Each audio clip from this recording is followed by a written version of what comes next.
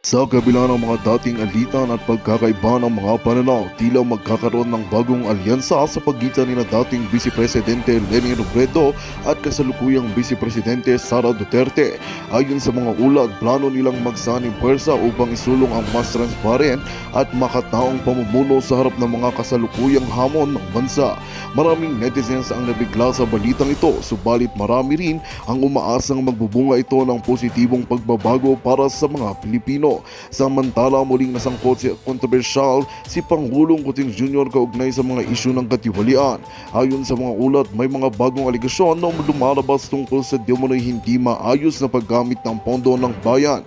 Bagaman mariing itinanggi ng Malacanang ang mga akusasyon, umuugong ang panawagan ng ilang grupo na magsagawa ng malalimang imbestigasyon upang linawin ang mga isyu at magbigay ng hustisya ang mga mamamayan. Ang mga balitang ito ay patuloy nating tututukan para sa mga susunod na update. Para sa iba pang balita, manatiling nakatutok dito sa aming programa. At yan nga ang balitang ating pagkakatutukan. Ngunit bagong lahat, siguraduhin mag-subscribe at i-hit ang notification bell para sa patuloy na pagtutok sa mga sagyap ng bagong balita sa tunay na boses ng masa.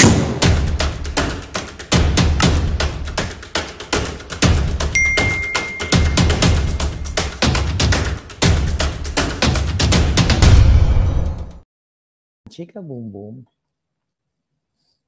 Okay. Madam, kailan may pupunta sa Malacanang? Meron yan. Papasaan ba't matatapos din tong laban natin, mga palangga? So then, actually, first quarter of the year, may nakarating na sa akin na information na si Lenny ay inatsipwera na ng mga dilawan niyang kakampi. Gusto ko lang linawin sa inyo na tama talaga si Lenny nung time na binoboljak natin siya na mambubudol ang mga Marcos. Tama siya. Kaya nga lagi kong kinukulit, di ba? Sabi ko dito sa vlog natin, nasaan na si Lenny? Bakit hindi siya ngayon magsalita? Okay? Kasi anti-Marcos siya, di ba? Lagi niyang sinasabi, never again. At siyempre, sa Liberal Party, sa partido nila, ay sanib puwersa sila during the time nang nilalabanan ni Lenny yung mga Marcos, yung mga bangag. Pero first quarter of the year pa lang, talagang binaaway na ni Trillanes si Lenny kasi gusto ni Trillanes na iitsapwera si Lenny. Ito ay ayon sa akin at alam ko rin kung sino ang nag-set up ng meeting. Okay? Kahit busy po ako sa aking birthday celebration for 2 weeks now, alam ko kung sino nag-set up ng meeting. So mamaya bibigyan ko sa inyo yung initial. Basta sa kapapasok lang, hinaan ko lang yung boses. Hindi kayo sanay sa boses kong pa-demure kasi may natutulog sa tabi ko, mga palangga ko, mga friends ko. So, tinatapon na, okay, nila Ontiveros. According to my source, gusto nilang iitsapwera na si Leni Robredo sa Liberal Party. Kasi nga, feeling nila, parang, hindi feeling nila, nakikita nila na wala nang ganung klaseng popularity at wala nang support kay Leni kasi tinapon na nga nila.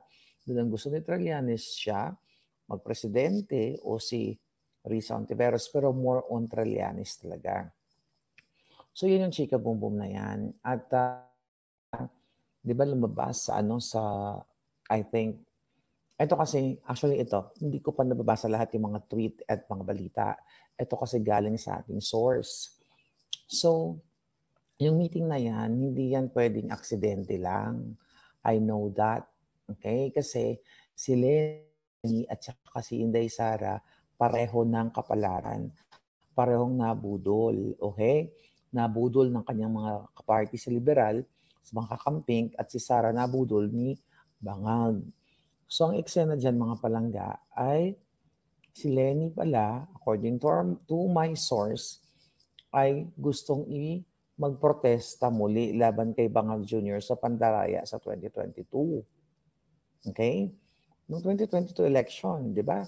si Attorney Glenn Chong ay may affidavit yan na sinasabing nandaya talaga si Bangal Jr. But anyway, between the Liberal Party, gusto palang mag-i-push siya na ni Lenny ang, according to my source, yung protesta na naman sa President. Kaso wala siyang nakukuhang support sa kala Trillanes, kala De Lima, dito kala Ontiveros. Kasi, nakita nila na, hindi ka na namin siguro nakikita nila na, yun na nga, ginamit lang nila si Lenny, user lang talaga sila. So ngayon, kanya-kanya sila. Alam niyo naman sa politika, di ba? Karamihan ay greedy, karamihan ay vested interest. Actually, pareho nga, sabi nga, pareho ng kapalaran si Lenny at si Inday Sara. So, ayon sa aking source, bigyan natin ng initial kung sino ang nag-arrange ng, dayan ko muna, bibigay ba natin? Sige, kung sino ang nag-arrange ng kanilang pagtitipon doon sa Peña Francia Festival ba sa barrio ni Lenny. Start with letter P. Okay. Yung nag-arrange niyan, sabi ko nga sa inyo, kahit busy ako, nakakarating yung mga information. So start with letter P. So si letter P, well, matagal na akong, i-give mo na. Matagal ko nang alam kung sino si letter P. No, it's not Panelo. Okay? Ngayon, mga palangga, so, ang kwento talaga niyan, hindi naman din talaga politika. But syempre, diyan nagsistart yan. So siguro, I don't know kung ano pinag-uusapan nila. Pero ang sabi ni Trillanes diyan, mga palangga, okay, nanggagalaiti si Trillanes. Ano ba sabi ng hitad na yon? Tignan natin. Ito. Sabi ni Trillanes sa tweet niya, Ma'am Lenny, gusto nga naming ipa-impeach si VP Sara tapos binastos pa niyan si Senator Risa. Bakit po paminit? Sabi niya, are you siding with her? Okay. So dito pa lang na sinabi ni Trillanes, kitang-kita mo, nakakampi talaga siya ni Lisa Bangag at ni Marcos kasi ang author ng impeachment ni Sara ay si Lisa Bangag o si Lisa Smuggler. Ngayon, nakita niya kung gaano kabgago to si Trillanes. Bakit naman niya utusan si Lenny kung sinong imimit ni Lenny? Di ba? Bakit niya utusan si Lenny? Bakit niya didiktahan si Lenny? Diniktahan na nga nila eh.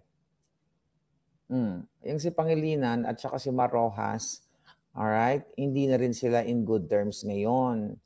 Wasak na ang kakamping kasi ang mga kakamping na anti-Marcos, totoong anti-Marcos, nandoon pa rin sa kanilang pinaglalaban pero nagpapakaramdaman sila. Yung mga kakamping na mga tinraidor kayo, kung may kakamping kayo dito, katulad ni Trillanes, katulad ni Ontiveros, na inappoint ang kanyang sister at ang brother-in-law ni Bangal Jr., hindi na yan magiging kakampi ni Lenny.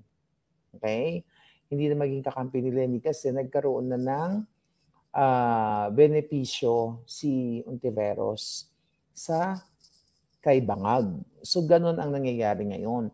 Kaya naman si Lenny, according to my source, somehow, hindi lang ina-announce ni Lenny siguro to, maybe one day, is thankful pa rin siya dahil hindi hinayaan ni Duterte na magwagi si Bangag Jr. sa kanyang electoral protest noong 2016. Grabe, Grabe yung politika, mga palangga. So ngayon, di ba, dahil during 2016 ay nanghingi ng tulong yung si Bangag Jr. at saka si Lisa Tanas sa Duterte administration. Natulungan sila para manalo sila sa kanilang electoral protest. Pero di ba, nalala niyo ang sabi ni Pangulong Duterte doon, matatapos ni Lenny ang kanyang vice presidency, which is nangyari nga talaga. Ang good thing na rin. Even though ako ay kakampi ni Bangag noon, tama na rin na natapos ni Lenny ang electoral protest kasi budol talaga itong putang ng Marcos Jr. na to. Kaya nga sabi ko, kayo mga pinklawan, ang pinaglalaban nyo noon ay para sa bayan. Galit kayo kay Marcos. Nanalo naman talaga si Lenny, sabi ni MHTC. So ngayon, Mga palangga, mag-a-agree na siguro tayo ngayon diyan dahil sa ginagawa ng pangbababoy ni Bangag Jr. at ni Lisa Tanas. So ang kwento kasi niyan palangga malalim. Dahil nanghingi ng tulong yan si Bangag kay Duterte noon. Nanghingi sila, di ba, nanghingi pa nga, gusto pa nga magpa-appoint sa Department of Agriculture. Hindi nga pinagbigyan ni Pangulong Duterte. Tignan nyo, hindi pinagbigyan ni Pangulong Duterte kasi alam ni Pangulong Duterte na bangag si Marcos Jr. So nanghingi ng tulong para si Leni ay matanggal sa pagiging VP niya during that time, pero hindi pinagbigyan ni Pangulong Duterte. Ang sabi ni Pangulong Duterte, Leni, ay matatapos mo ang iyong term. Kung si Duterte ay katulad ni Lisa Tanas, katulad ni Tambaloslos, katulad ni Marcos Jr., hindi natapos ni Leni ang kanyang termino. Kasi makikipagtulungan si Duterte sa mga Marcos. Kaya you open your minds. Mga palangga, ibuksan niyo yung mga isipan niyo mga kakamping. I know you are for the people. I know para kayo sa Pilipino, kaya galit na galit nga kayo kay Marcos, 'di ba? Tignan yung ginawa kay Kibuloy, tignan yung ginagawa kay Sara, tignan niyo yung mga ginagawa sa mga kritiko. Hindi pa ba hindi niyo pa ba nauunawaan yung mga eksena sa politika? Tignan ninyo, bakit si Leni ay nakipag-usap kay Sara? Bakit? 1 hour? We'll see kung ano ang twist ng istorya. Ano bang susunod? 2028 claim, baka magiging Leni, Sara. Kasi pareho silang kapalaran. Pareho silang nabudol. Lumalakas na ba boses ko? Pareho silang binudol ng kanilang mga kapartido. Kaya nga sabi ko sa inyo mga kakamping, hindi naman ako galit sa inyo. Hindi kami galit sa inyo na sumusuporta sa Pilipino kasi tama kayo. Nabudol kami ng Marcos. That's why you have to get up, speak up now. Dapat united tayo. Tayo yung tunay na united na ang iniisip natin, yung ating goal is para sa Pilipino. Hindi para sa politiko lamang. Diyan mo, si Leni iniwan, kawawa naman. Tinatarantado na ni Trillanes. Ano pa ba yung mga nangyari? O, di ba? Alam niyo kung tarantado lang talaga kung si Duterte ay Gigimonyo katulad ni Marcos Jr., dapat ginawa niya yung ginagawa ngayon ng mga demonyong tambaloslos. Pero hindi niya ginawa.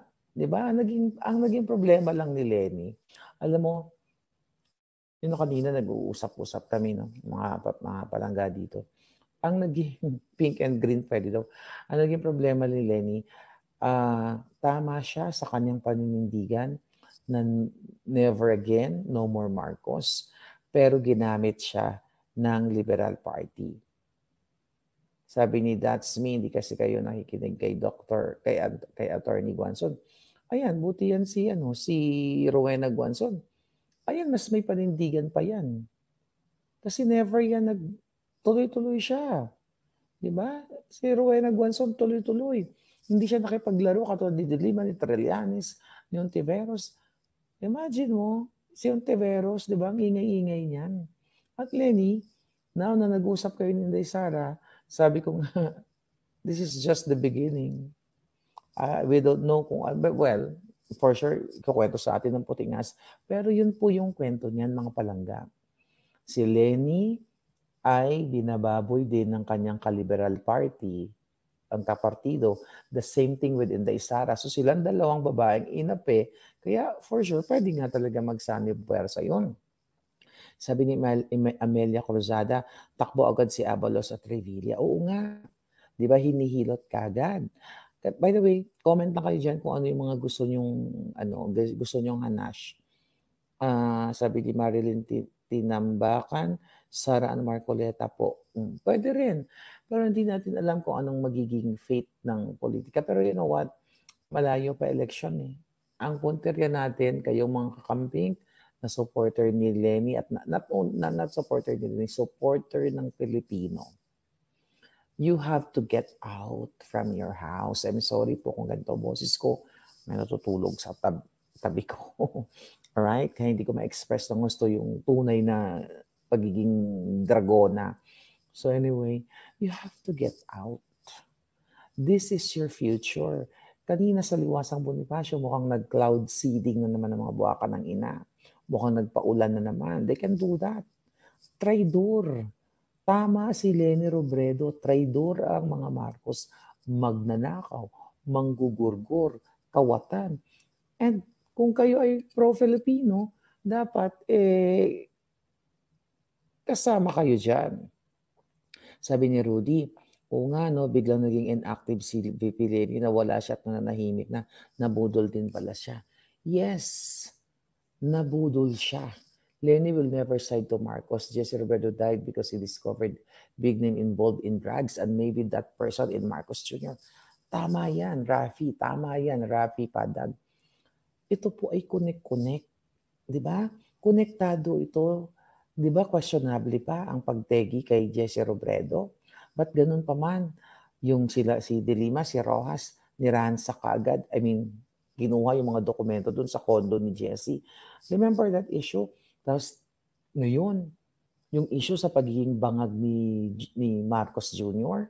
na ayon sa testimonya ni Agent Morales ay inarbor o si Executive Secretary Jojo Ochoa noong panahon ni Noynoy ang nag-ayos noon o nagpigil na i-raid, na ipa-raid yung kondo ni Maricel Soriano kung saan nagbabangag si Marcos Jr. Nakita niyo yung connection. And now, this Jojo Ochoa at yung kanyang brother-in-law na si Acuzar ay inappoint ni Bangag Jr. At si Ochoa ay nasa kipay ni Lisa Tanas. So nakita niyo yung connect, mga kababayan. So kaya tahimik si Leni. And I hope, Leni, you speak up. Ha? Ako, kaya kita binoljak noon dahil nabudol ako. Dahil naniwala ako na ang Marcos ay i-redeem nila ang kanilang pangalan para sa kapakanan ng bayan. Ganun talaga sa politika. Nagkakamali ka, nabubudol ka. Pero at least ako, hindi ako nag-stand sa mga Marcos bangag nung nalaman ko sila ay polboroni, kawatan, lahat na, name it, lahat ng kababuyan. So, August pa lang of 2022, lumayas na. I mean, binoljak ko na sila. And Lenny, ipakita mo yung galing mo o tapang mo. Ipakita mo sa taong bayan na mag-speak up ka na rin. And I think napakagandang simulain yung pagmi-meeting nila. Kaya naaalarma na sila ngayon. Imagine mo, if sila ang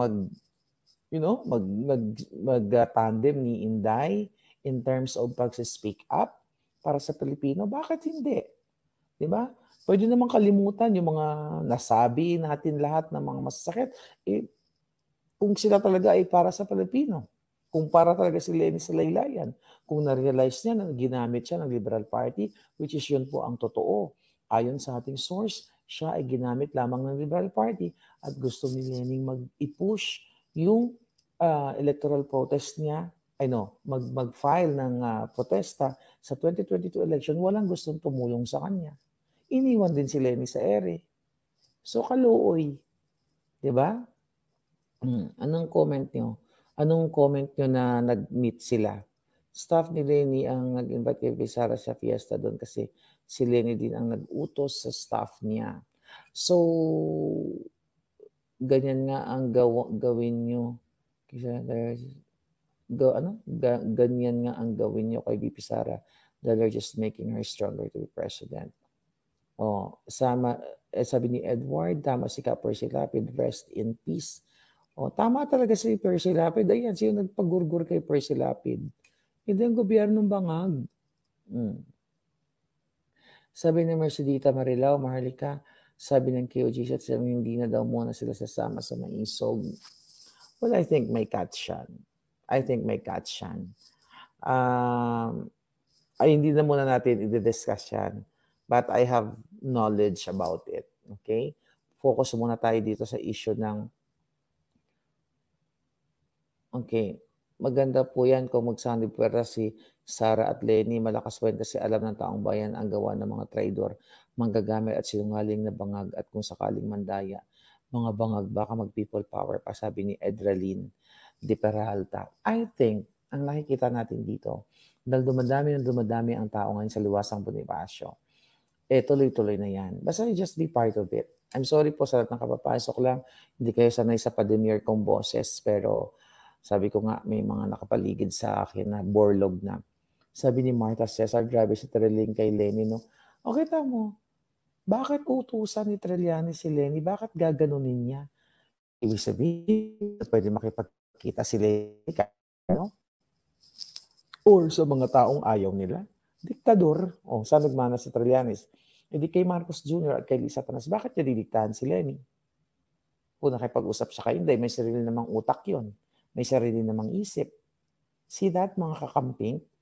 You open your minds. This is about your future sa Pilipinas. Forget about the political party, pero tignan ninyo yung nangyayari sa inyo ngayon. Nakarumal-dumal na ginagawa ng mga Marcos. Ang Duran-Duran, $1 million to $1.5 million. Ang mga ayuda na hindi naman nakakarating exactly sa mga tao pero ginagamit. Yun nga, ang concert dito, concert doon, kaluoy ka mo, kawawa kayo. I wish pwede ako magmura ng bonggang-bonggang malakas ngayon. Kaso lang wala ako sa pamamahay ko kaya hindi pwede. Ay nako, si Percy Lapid ang pinakaunang biktima ni Prime Minister Jahas Nagurgor, sabi ni Vega Warp. Jerry Saplan, hi Ma'am Palangga, magandang gabi po sa inyo. Yes, thank you Palangga. Sa lahat po na nag-greet sa akin ng happy birthday, thank you so much sa inyo lahat. At grabe, non-stop ang celebration ko. Nagka-pimples na ako, wala na akong tulog. For the first time yata ng buhay ko, nagkaroon ako ng malaking pimples. Anyway, sabi ni Leonarda, Madam Marlica, grabe ang gobyerno natin, hawak sa liig ang mga sindikato, parang paminsan-minsan nagtatanong ako sa Panginoon, meron pa bang pag-asa ang ating bansa maging sindikato free? Huwag kayong mawalan ng pag-asa. Kasi pag sumuko na kayo, panalo yung mga sindikato. So kahit medyo mahirap ang laban yun dahil binabayaran nila lahat, nilalamon nila lahat ng pera, tinatransport sa offshore account, wala silang pakundangan na mag-imbita ng mga, yung katulad ng Duran-Duran, katulad nila Martin, yung mga local performers na ginagamit ang pera ng bayan. Ibig sabihin, bangag po talaga ang presidente at wala silang pakialam sa inyo. Imagine mo, gusto pang itago sa inyo yung Duran-Duran na concert, pero nag-leak. Di ba? At, my God, yung mga bisita hindi pinadala ng cellphone para hindi mapicturan. Pero may nag-leak. Ano yun? Ay, nako, mga palangga. I hope you will do something, mga palangga.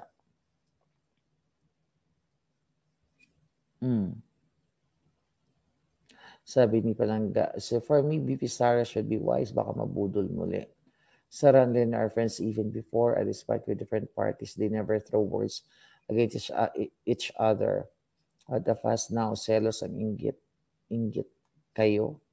Inggit si Trillanes. Maluta Kahashi, thank you. Normal pareho silang BP, walang masama. Anong nyo, komento nyo? Siguro perfect match ang two ladies.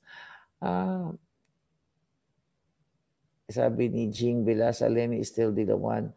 Baka another naman ang sakit ng ulo ng mamamayan. Duterte Marcoleta is the best.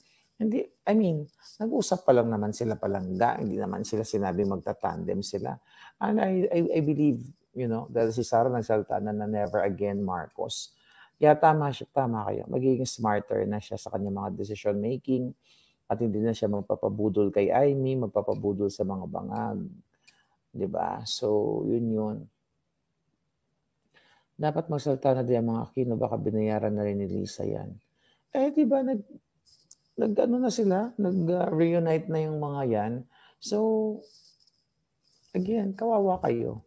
Nag-reunite na yung mga demonyo. At wala di bangag. Okay? Sabi ni Vilma, party lalakas pa ng ulan sa Liwasang Bonifacio. Grabe, ang dami. Okay, ang daming tao. By the way, umulan ba sa buong Metro Manila? Can you comment? Doon sa Liwasang Bonifacio, umulan ba sa buong Quezon City o sa Karatig area? Kasi kung doon lang umulan sa Liwasang Bonifacio, nagpa-cloud seeding na naman ang bangag na gobyerno. Kumbaga artificial yung ulan and that is possible para ma-disperse ang tao. Ganun po ka-evil itong gobyerno ninyo. Kayang gumastos ng milyon-milyon o even billions para harangan yung mga nag-speak up day. 'Di ba? Gumagamit sila ng pera ng bayan, namumudmod ng mga nagbabayad sila ng mga ng mga tao doon kung saan-saang lugar sa Mindanao para kunwari sila ay what? Para yung mga taong ay sumusuporta kay Bangag. Pero ang totoo, ginagamit nila yung mga kawawang Pilipino. Sabi ni Marville, basta kami, ang pamilya ko, no more pulahan, pinklawan, diulawan, solid green lang. Alright. Ma'am Marlica, dapat lumabas na tayo, hindi na hanggang komento na lang. Lumabas na tayo, mag-marcha na tayo, sabi ni Renato Abadilla. Ayun na nga palangga, mag-marcha na kayo nandyan naman sa Liwasang Bonifacio. Ang daming tao dyan, di ba? Paano naman ako mag-marcha dyan palangga? Di ba? Fabricated cases ang ginawa ni Bangag sa akin at ni Risa Tanas. Hindi ko nga alam, baka 1 million cases na ang ginawa nila sa akin.